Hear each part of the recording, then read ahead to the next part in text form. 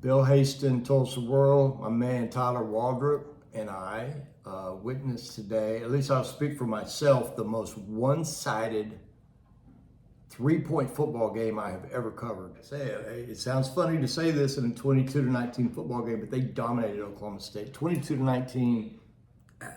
I guess I'll just start. I thought that how well Oklahoma State's defense played is what jumped out to me. I mean, I think this is easily the best performance they've had all year, just completely wasted. Oklahoma State has 48 rushing yards. I mean, that was stunning. Yeah. Among other things, the discrepancy in rushing yards, 249 to 48 Utah advantage in rush yards.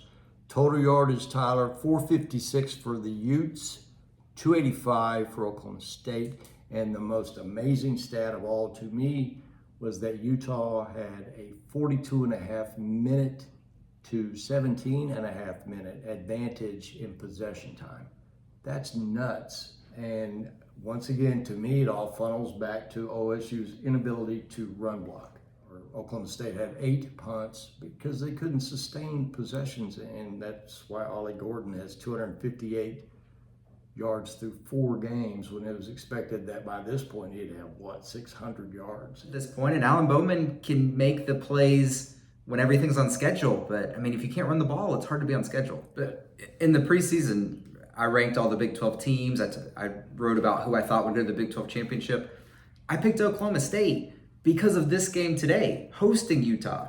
Utah, who everybody thinks is going to go. I think Utah is a really good team, at least by the Big 12 standards. This was the game you win this game, and then Kansas State is a game, if you lose, you still sort of control your ability to get to the Big 12 championship. Right. Now, Kansas State feels like a must-win. The end result was a 22-19 loss in the most lopsided 22-19 football game you will ever see.